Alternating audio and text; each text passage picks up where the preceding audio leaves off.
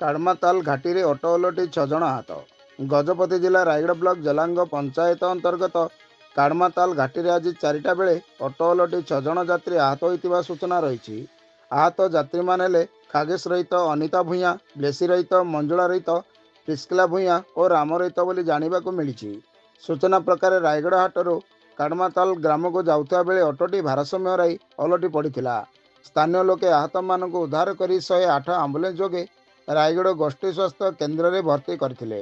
ଆହତମାନଙ୍କୁ ପ୍ରଥମେ ପ୍ରାଥମିକ ଚିକିତ୍ସା କରିବା ପରେ ଅଧିକ ଚିକିତ୍ସା ପାଇଁ ପାଳାଖେମୁଣ୍ଡି ଜିଲ୍ଲା ମୁଖ୍ୟ ଚିକିତ୍ସାଳୟକୁ ପଠାଇଥିବା ସୂଚନା ରହିଛି।